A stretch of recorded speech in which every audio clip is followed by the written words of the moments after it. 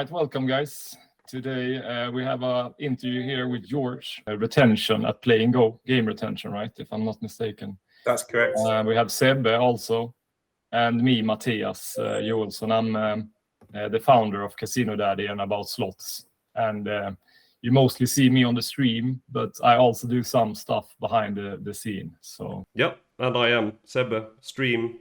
I do video reviews, a little bit of everything, like we do in this company. And I have prepared 8 quick fire questions for George, where you will get to talk a bit about yourself, so we can fire those off, I guess. What's your name and role in Play and Go, George? So my name is George. I look after the game retention team at Play and Go. So it's a fairly new team that we put together, I think, just over a year ago, and it mainly consists of I kind of look at us as like a support function.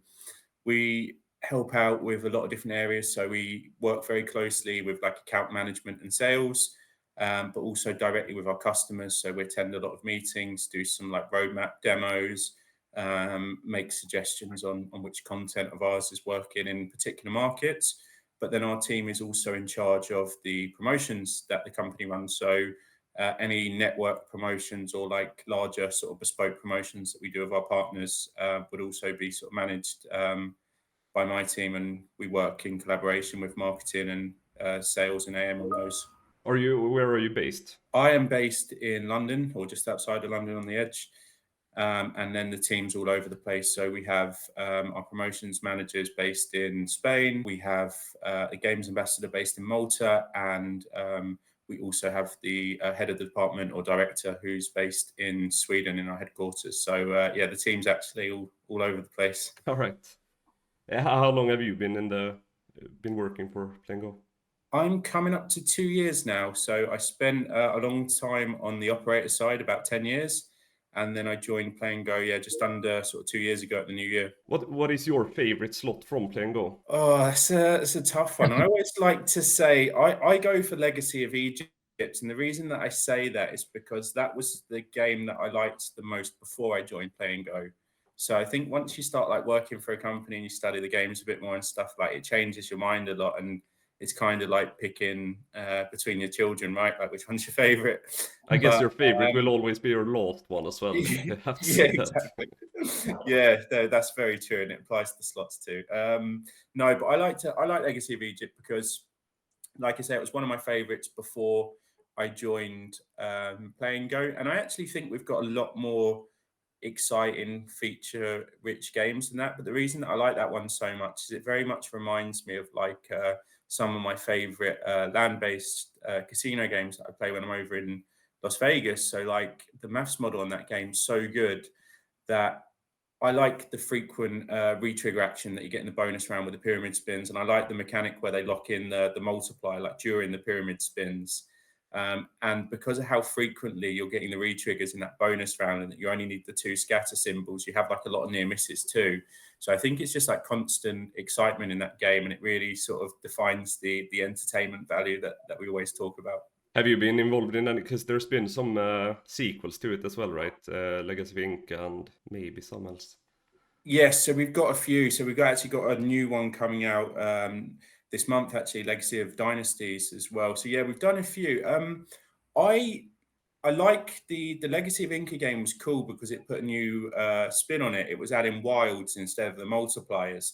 So you had like the same mechanic of where the amount of wilds would change on each spin. But it worked really well with that sort of locking in mechanic that you got during the pyramid spins, like being able to have like up to 9 wilds on the middle 3 reels and lock them in for like multiple respins was really, really cool. And then, we have Legacy of Dynasties this month, which is kind of a twist on our like classic Legacy of games, but it's also got an expanding symbol element. So combining sort of 2 of our really popular mechanics into one. So I think that should be a cool one as well. Yeah, I haven't checked that out actually. We'll definitely do that after this. Yes. So that's pre Gargantoonz then.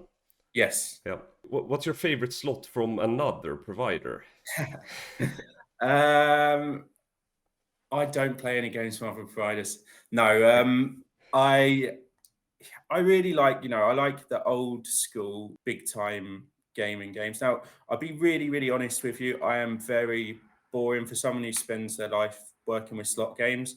I very much stick to like a handful of like 5 to 10 games that I've played for years and go back to them. If I have like a winning session, then I'll try like some of the new games out, but I don't like sort of spending my initial money that I log on with. I like, no, these are the games I like to play. If I have like a good win, I'm going to go on the new game section and try out like 3 or 4 of the new ones. But if I don't, then I kind of just like I'm a creature of habit. But I like Danger from Big Time Gaming is my my go-to slot from another provider.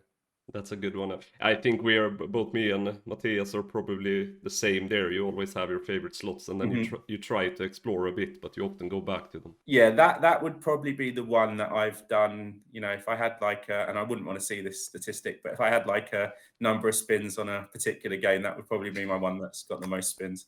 Legacy of Dead or Book of Dead? Book of Dead for me. I think, you know, it's kind of it's the classic. I mean, Legacy is a phenomenal game, and you know, it's close as popular to Book of Dead as any other game that we have. But I think Book of Dead is always the sort of original, and it's the best one for me. Rise of Olympus or Moon Princess? That one's a bit easier. So I've always been more of a Rise of Olympus fan. I'm not as much invested with the sort of the anime theme as I would be. I like the sort of the ancient Rome theme a lot more. So yeah, that one I think I'd definitely go with Rise of Olympus. That's an easy one. Low volatility or high volatility? Yeah, I like high volatility. And last, where do you rank Gargantoonz in this saga? Interesting. Yeah, that's hard. We've got a lot. So I think probably first Reactoonz would probably be number 1. I would probably place it as number 2 or 3. I think the original Reactoonz, and I mean, I see on your stream and other streams, you know, people still request the original one all the time, you know, regardless of how many new games with sort of shiny bells and whistles they have, people always want to see that original Reactoonz game still. So I'd probably place that as number 1, and then I'd probably put second place this one or Reactoonz 2, and then if it wasn't number 2, number 3, I think, because this one is genuinely got some really, I don't say too much innovation, because I spoke with someone about this at G3. I'd done an interview recently about Gargantoonz and the Reactoonz series, and I think one of the things that we do really well at Play and Go is we try not to change series of games too much, right? If we do like a sequel, we don't want to just like use that name as like, you know, a selling point for the game. We actually want to make it like tie into the original game from like a story and sort of theme like perspective, but we want to just build on what makes the game popular and add like little twists and stuff to it. So we don't want to change it too far. So I don't want to say it's like a million miles away from Reactoonz, but I think it's very similar, but with a couple of additions in features and stuff. So yeah, I'd probably have it ranked as number 2 or 3, I think. I was gonna ask you about that later, actually, when it comes to making sequels. And you know, often when a sequel is made, people like complain that this is just a reskin of that game. But in a sense, you still have to, you know, try to stick to the core of what made the game popular, but you still have to change it up a bit. So would you say it's harder or easier to make a sequel rather than making a totally new game? It's probably harder in a sense that you need to try and do the other ones in the series justice, right? So I think initially, if you look at other providers and you know, other game series and stuff, sometimes they do vary quite a bit from like the originals, and I think it's very easy to do that. So if you look at a game what's been very popular, and I use Raging Rex as an example, right? We have a popular slot game there, and if you look at like Raging Rex 2 and then what we've done with Raging Rex 3 recently, very similar game, but we just add this one little feature in. So like Raging Rex 3, for example, you have the same features as what you see in like all the other Raging Rex games, but we add in that hold and spin third bonus round option. So in Raging Rex 2, you had the 2 different options of like the big walking wild Rex, or you had like the roaming Rexes, the smaller ones, the hatchlings. And then in the third game, you know, we give the players the option of playing like those 2 bonus rounds that they may have liked from the previous game, but then we add in hold and spin type mechanic bonus round as a third option, because we know that mechanics worked extremely well in a lot of our games over the last year or 2. So it's like very easy to try and go, you know, crazy and add lots of features and really like steer away from the series. But I think that's like the perfect blend of like building a sequel. So yeah, I think in many ways it's harder than doing a new game, because like I say, you have to try and do it justice and not steer away too much from the sort of course of that game and series. All right, that makes sense, yeah. Speaking about Gargantoonz, at least in Reactoonz and Gigantoonz, you had these features that sometimes they could feel quite annoying. You know, like the demolition in Reactoonz, where you had a great setup and then all of the lower paying symbols were removed. And in Gigantoonz, you could like delete your big block symbols, so you couldn't start the dripping. But have you worked with that for this one? Because from what I've seen, it seems a bit more like you always get rewarded when you build up to a feature. Yes, so in this game, yeah, it's very much, I mean, we do try and do that in all of our, not just our grid slots, but all of our slots. But yes, in this game, it is very much, you are getting rewarded as you go along when you're getting through the sort of charge meter.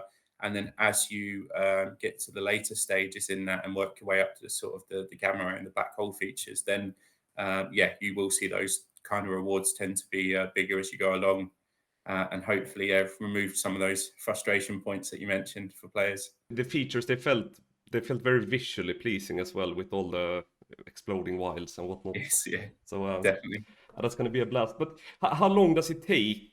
Of course, it's different from game to game, but from when an idea is born until you have the final product, like what are we looking at there, time-wise? Yeah, that can really vary a lot. I mean, sometimes I guess there's examples of where we've turned games around in like 3 months, or like 12 weeks, and then others which are like larger, you could be looking at like 6 months, 9 months, 12 months. It really varies from game to game. I'd probably say like an average would be like from ideation to development, probably around the 6-month mark. But yeah, it would vary between like 3 and 12 months, depending on like complexity and what needs to be done and stuff. When you come up with new ideas, do you have like meetings where you sit and brainstorm, or do people just come with ideas they've thought of themselves, or how does that whole procedure usually work? Yeah, we have, so our games team's kind of in charge of, we have a large team of producers who come up with like new concepts and stuff. But one of the things that I really love about Play and Go is that we have ways of getting feedback, not just directly from the teams that work with customers, like our account management team and stuff, but we actually have some initiatives in the company where anyone, regardless of what position or department they work, are able to submit ideas, which actually gets reviewed by our games team as well. So, for example, when we go to like conferences like G2E, and we're surrounded by slot games all week, and we get to play and try out some new stuff that we don't get to see in Europe, everyone comes back full of like, new ideas and inspiration and stuff. So it's a great way of like people, like I say, regardless of what department they work in, everyone can submit an idea and each one gets reviewed by our team of producers. So it's kind of a combination, like we kind of let the guys who are the professionals get on with the games and that kind of planning. But if anyone has a brilliant idea, it's always going to get reviewed and picked up. Is that common, that, I mean, someone who maybe doesn't work with the creation of the game comes up with an idea that then gets produced? Yeah, absolutely. It's happened a lot. Yeah, we've, probably 2 or 3 examples in the last 12 to 18 months where ideas have been put forward from staff outside of the games team and have actually made it all the way to, full game release. So that's really, like I say, it's something that's quite, I'm not sure if it happens in other companies, but that was something that I was really impressed with when I first joined. I thought it was such a great idea. I'd like to move on a bit to when it comes to game mats. Some providers are very heavily focused on making it possible to get the max win, while some other providers are more focused on, medium and big wins, making sure that you always get something. With Gargantoonz, where does that place? Because I know that Gigantoonz, for example, we did actually see quite a few max wins from community members and stuff. Do you know what we can expect from this one in terms of max win probability? Yes, so this is like a really fine line of balance that we have to approach, not just with Gargantoonz, and I will come back to that, but like just with every game in general, right? It's like people want large max wins and they want the probability to be lower. And, we can understand that for sure. But I think our job and our goals as a company, and the thing that we focus on the most, is to like build entertainment. And we kind of want, the wins to not be secondary to the entertainment, but like our maths profiles are all based around how do we provide the most entertaining gaming experience, the most balanced amount of like wins and stuff, where it's like, it's not a game where you're going to play like tons of dead spins and just hopefully you hit 100,000 X max win at some point. It's kind of like, we want to deliver like really good wins frequently, but also be able to appeal to those players who are looking for like a larger max win. So yeah, the probability for the max wins is kind of in line with, you know, the other more recent reacting games releases like Gargantoonz. But yeah, it's a, you know, a fine balancing act that we always work on. But yeah, it's always focused on entertainment for us, and that's the sort of heart of our maths profiles, is how do we provide the most entertaining sort of session for the customer. I did notice that. So have you now confirmed that it's called Gargantoonz? We've always said Gigantoonz. Apologies, I'm saying that, yeah, it's the old one. I'm muddled the names up there. Yes, no, that is right. Is Gigantoonz right? Yes. Okay, it is. All right, because I was fighting with chat about that a while ago. Yes, I was saying Gargantoonz, which is yeah. Apologies. All right. Try and edit that one out. You were touching a bit on that as well, that you're very heavily focused on like the whole experience and not, you know, placing the wins first. I have a bit of a question there regarding not just this game, but playing Go as a whole. Because one thing where you stand out a bit in the market is that you have no bonus buys, no, you know, extra bets, scatter bets, etc. And I know that a lot of players appreciate that, since it does force you to experience the whole game. But at the same time, implementing it does also open up a lot of possibilities. And I know you personally answered this question a year ago or something like that in a panel I watched. Is that still the answer, or have you thought about implementing it at all in the future, or is it a firm no? Yeah, I mean, I'll quickly recap it for anyone who didn't see the discussion that we done. I think it was at iGaming Next in Malta. The stance on buy bonus games is like kind of like a multiple answers in one, really. It's like, first and foremost, from what you just said about the entertainment factor, we put so much work into like the story of the games and the sort of maths profile. And I think this is exactly the answer that I gave on that panel, that we kind of want that to be enjoyed, and we want people to go on like the journey, see what the story of the game is, see how the features in the base game work, and kind of enjoy the game. And for me, it's kind of like skipping to the end of a movie. And I understand like the way that we consume all types of media has kind of changed, right? Like if you look at like Instagram and TikTok, it's like all these like, you know, like 10-second videos and reels and stuff now. So people aren't really consuming technology and entertainment in the same way that they used to. But for us, we're kind of traditionalists. We want people to enjoy the game and kind of earn the bonus round when it comes, and you enjoy it even more. But I do also get like I say, like things have changed. And especially when you look at what you guys do, like it's not really practical sometimes to do 200 or 300 spins to get to a bonus round. You've got people who kind of just want to jump in and see the fun and exciting part and get straight to it. And you know, for like bonus hunts and stuff, which is what a lot of, fans of streamers like tuning in for. So I kind of understand the need for it. But then when you take away the entertainment side that I just mentioned, the more important part for us as well, from a regulatory standpoint, we believe it to be something that may not be around in regulated markets in the long term. Regulation is something that we take really seriously, and we have sort of put all our chips on betting on regulated markets in the future, and that's where we want to be.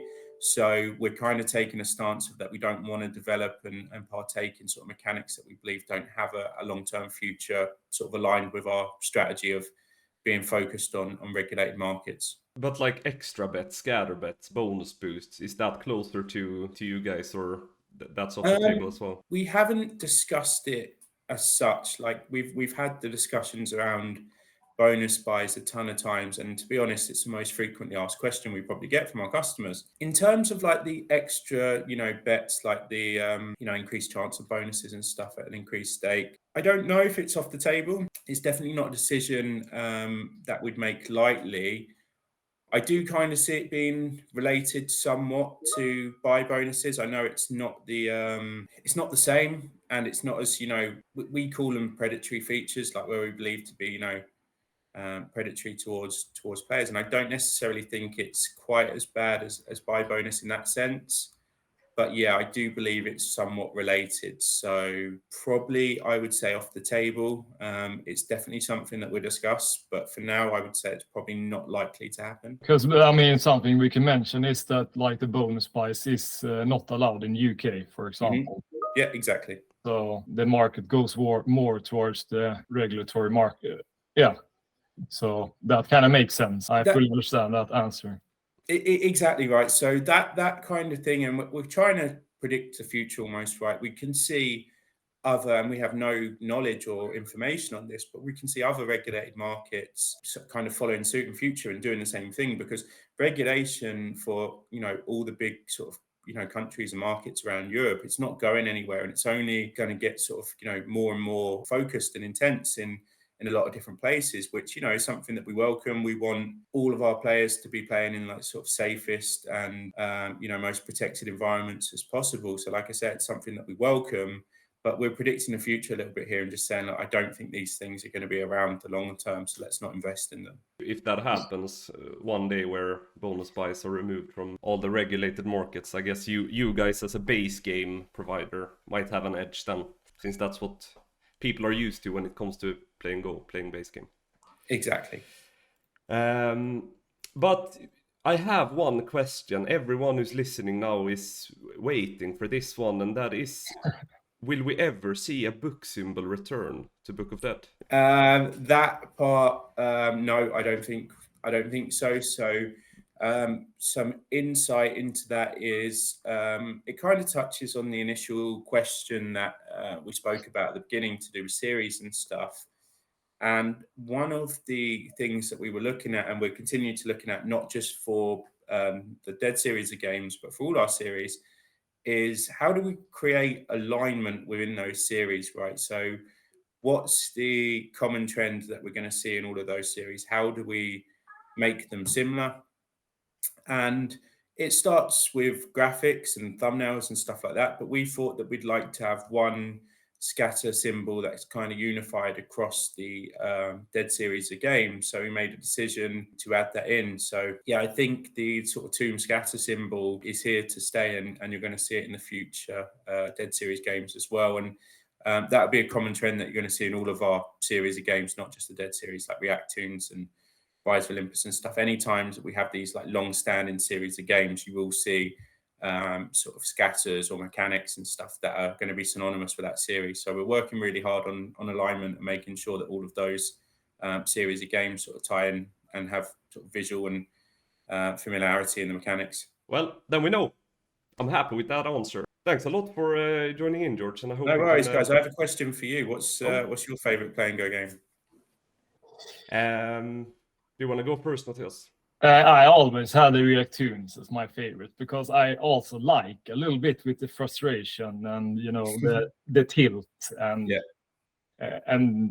I don't think you should completely remove it, because it's kind of nice actually in some games. But I would definitely go with Reactoons. It's been a long time favorite game for me, at least, and I do love the Rise of Merlin and the Legacy of Dead and those ones.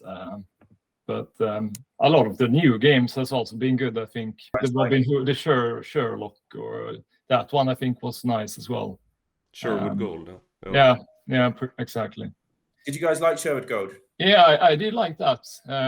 It's a kind of common theme, right? With the landing this amount and get paid progressive or jackpot or So but it was a nice touch added to it, I think. That you get different amount of spins, you can boost the payout, and that was my favorite thing about it, right? Was the boosting of the payout. I thought that was of the like cash bags, upgrading them. I thought it's a really cool feature. I really like just the whole way that they deliver that, the shooting of the arrows, like the targets at the beginning. That you get all, that you don't get to pick 3 or something, that you actually get all of these you see. Exactly right. So I think that's like a great example of like adding that like kind of entertainment thing that we mentioned there. It's just like, you're guaranteed to get all 9 of the arrows, and the power up stuff. It's actually something as well we're doing in another game we're releasing in January. It's a follow-up from Champions of Mithrin. It's a sequel called Tales of Sin. It's based on one of the characters from Champions of Mithrin. And we have like a power-up mechanic in that and a hold and spin type feature to like determine what you go into the free spins round with. And I really like that direction of bonus rounds that we're going in, because it kind of feels like you've got like a bonus round within a bonus round, right? You're playing like a little mini game before, which is fun, and you kind of forget that you're about to go into the free spins, and then it kind of takes you in and determines how many spins or what sort of multipliers or powers you're going into that round with. So yeah, really like that. I'm a big fan of those kind of games we're doing at the minute. The hold and win games overall are extremely popular. Yeah, we're getting you know, a lot of those onto the roadmap, like this year, a few last year, and into next year as well. Like out of all the I would say like the newer mechanics that we've introduced over the last few years, those are definitely the ones that are sort of growing really rapidly. I had something else that I also was thinking about.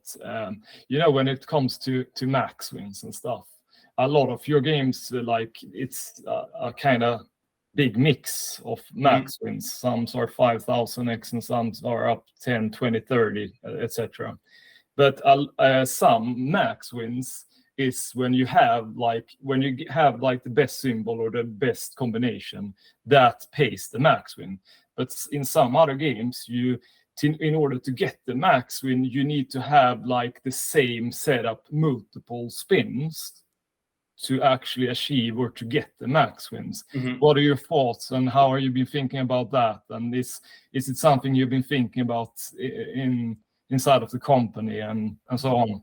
Yeah, absolutely. So the reason that you see like not just the varied approach to like how we deliver the max wins, but the varying amounts that you mentioned, I think it kind of ties into the other stuff that we've been speaking about, like the sort of the regulatory focus that we have. The max win amount on games we like to keep within, I would say we keep them at kind of you know, fairly low compared to a lot of other slot providers out there. And again, we do that to kind of accommodate not only for regulated markets, but also our values of being like entertainment based. It's like we don't need a large number of a win to be like the focus point of this game. We don't want that to be the thing that everyone's talking about. We want people to either be talking about the story of the game or the features or how you get to the features. We want that to be like the standout performance of the game. So yeah, we vary the amounts because we do obviously know there's a need to accommodate for particular player demographics who like to have a larger max win. So we do make a handful of those games a year which have what I would call, you know, higher than our average. But generally speaking, and from having conversations with a lot of our partners, the industry kind of seems to be moving away from those large max wins and slowly sort of creeping down to, you know, more smaller amounts and even below 10,000x, where, you know, I remember when I first started playing slots, I think it was like 500x or 1,000x was like the, you know, I remember a series of games come out which had like 1,000x win, and that was like the selling point. So you can win up to 1,000 times, and everyone thought that was amazing. And then you look at where that went over like 10 years, and then it went to like, you know, 100 times that, and then all of a sudden 200 times or 300 times, and then it's like people are like, oh, we can't even release this game anymore because it's like, you know, it's way too high for us. And then we had this need for like a really higher max win, and then all of a sudden it's gone completely, you know, U-turn, and let's actually go back to, you know, below 10,000x. So yeah, very long answer to a short question you asked there, but we try and do varied amounts to accommodate both for like regulatory demands and wants of our customers, but also, like I said, in line with our values of being entertainment first. Don't get me wrong, I don't have any problem with like if it's 5,000x or if it's 10 or whatever, but I'm just thinking it feels very less likely to happen, you know, when you need to have the perfect spins multiple of times compared to like Book of Dead, where one full screen of the Explorer is the max win. It just, for me as a player, feels very unlikely that it will happen when you need to have the perfect setup multiple times. Compared to Book of Dead, where you only get the full screen and that's the max win, right? That feels more likely for me as a player compared to having the perfect setup multiple of times to actually reach the max win that some games actually have, you know. Yeah, and a really valid question, and I think it's a fair point. I would say that's just down to perception, though, isn't it? Because we could have games where you need like a full screen, like you mentioned in Book of Dead, where the odds of doing that would be way higher than doing like an event of stuff several times in a row, getting the perfect spin, like you mentioned. So interesting take on it, because I think it's just something that I've been thinking about. That I think is important. Like that it doesn't feel that likely to happen. You know, when the perfect scenario needs to happen multiple of times to actually reach the max win cap. No, it's a really good point, and something that we'll take on board, because like I said, it's just down to player perception, but I can completely understand that perspective from a player for sure. For us as streamers, it's a bit different because we're always, you know, on the max win chase. We wanna see the screen where it says maximum win reached. For a normal player, or like for a casual player, that might not be like a very important factor. If I play at home, then I don't think about the max win as much either. So it might just be us being, what do you call it? Spoiled, maybe. Yeah, damaged by work. Yeah, damaged maybe is the right word. My favorite Play and Go game, we were talking about, it's either Gargantoonz, or one I really liked as well was Pandora's Box of Evil, where you had especially the whole intro to that game was, I really like when you actually get a real background to the game, where it actually feels like a story. So that one I feel like that game was really requested as well. Like a lot. Interesting. Yeah, a lot of requests from the community on that game. Yeah, it's not one that I've seen come up too much in streamers. I mean, I think it had a pretty good release for us and was fairly popular. But interesting that you guys both mentioned that, because it wasn't like the ones that I see sort of being requested or the most talked about. But yeah, I agree. I think that was a really cool game, and definitely one that still sort of provides a bit of entertainment to this day. Thanks a lot for joining in, George. And I hope we can follow up on it soon. It was a lot of fun to hear your takes on stuff. We have the new Reactoonz to Gargantoonz game coming out in November at the end of the month. So it'd be great. Maybe catch up after that and we can get you guys' thoughts on how it went. Most definitely. Yeah, definitely. Sounds like a plan. All right. Have a good one, George, and thanks for joining in today. Thank you, guys. A pleasure. Bye-bye. Have a good one. Bye-bye. Cheers. Bye.